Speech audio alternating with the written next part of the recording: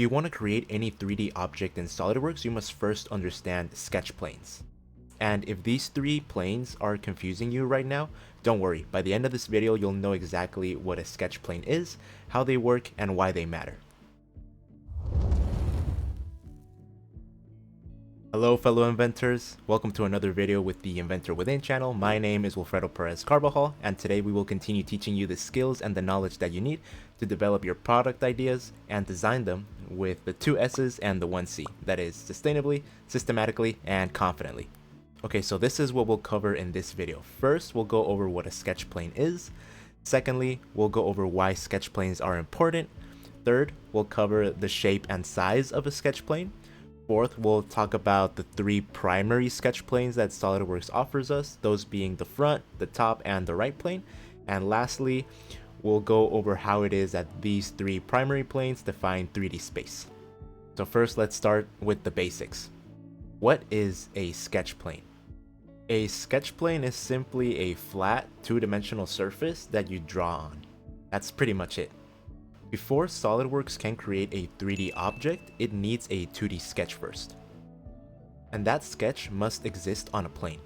So you can think of a sketch plane as simply a sheet of paper floating in 3-dimensional space like the one we live in. You draw your 2D shape on that sheet of paper, and then SolidWorks turns that 2D shape into 3D geometry. So no sketch plane leads to no sketch, and no sketch leads to no 3D model. Now, why are sketch planes important? Every 3D model starts out as 2D geometry.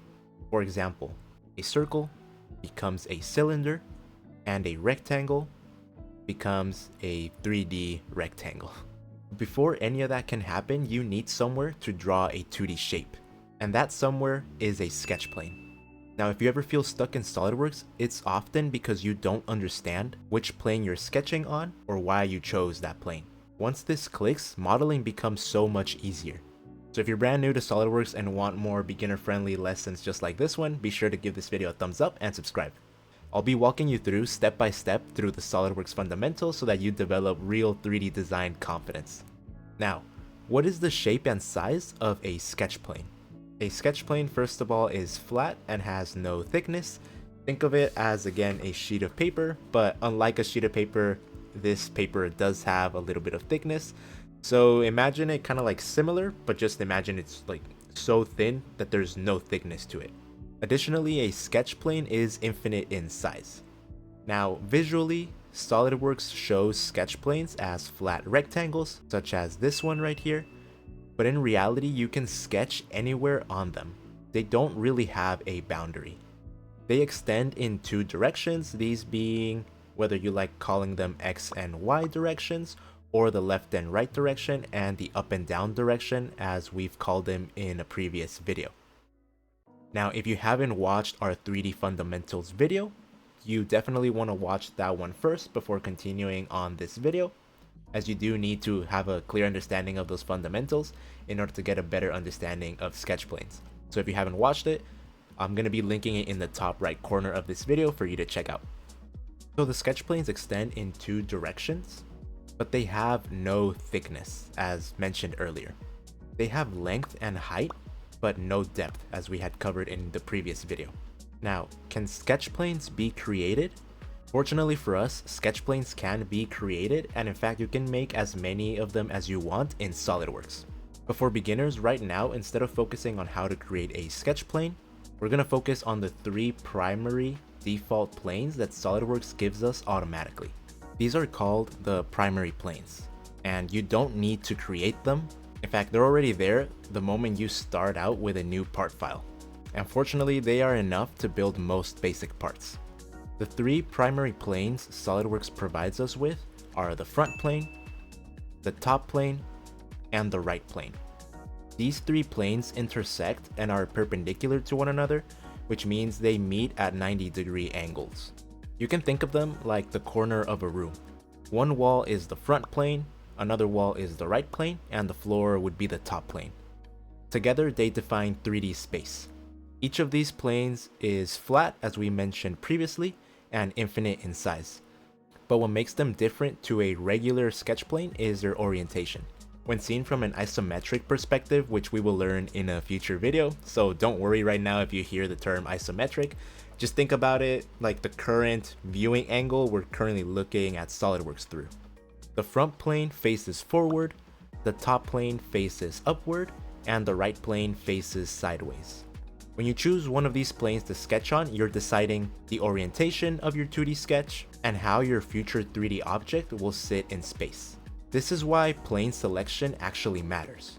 When you sketch a plane, you're not only defining the shape of your object and its orientation, but also its starting position in 3D space. For instance, if you sketch a circle on the top plane and extrude it or pull it upward, you get a vertical cylinder.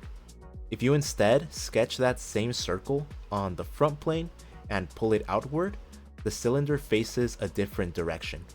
So the same shape, but a different plane gives us a different result. And that's the power of sketch planes. Now, if this felt confusing before, that's completely normal. Sketch planes are simple once you understand that they are just flat surfaces used to create 2D geometry. And those sketches then later become 3D objects. So everything starts pretty much there. Now I want to hear from you. If you were modeling a simple box, which sketch plane would you start out your sketch in and why? Also, before watching this video, what confused you the most about sketch planes? Let me know in the comment section below. Alright, here's your challenge for this week. I'm going to present you with a couple of multiple choice as well as open-ended questions, and I want you to see if you can answer these correctly. Remember, no pressure to get these right. In fact, making mistakes is an important part of the learning process. So go through these questions, see what you can answer, and share your answers with me in the comment section down below so I can help you clarify any concepts that you might be struggling with. Okay, so here are the questions.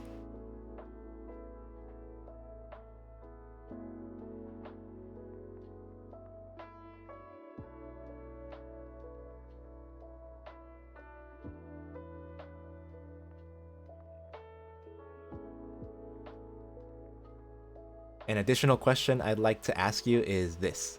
If you were modeling a vertical water bottle, what sketch plane would you start out your sketch in, and what shape would you actually sketch first? Now this might be a little bit more of an advanced question, but I do want to challenge you to see if you can answer it. And if not, I can guarantee you'll be able to answer it later down the road. If you're serious about learning SolidWorks, be sure to go through these questions on your own first and try to solve them by yourself before taking a look at the actual answers near the bottom of the description. If this video helped you understand what sketch planes are, be sure to give it a thumbs up. Also, please consider subscribing and enabling notifications so that you don't miss future beginner-friendly SolidWorks tutorials. One last thing I'd like to mention is that since this video will be getting published on Sunday, March 8th, and it is International Women's Day, I want to congratulate all the women out there. And I want to encourage any women watching this video who are either interested in learning SolidWorks or engineering or just product development in general, you belong here. So that is it for this week's video, and I'll catch you guys on the next one. Laters.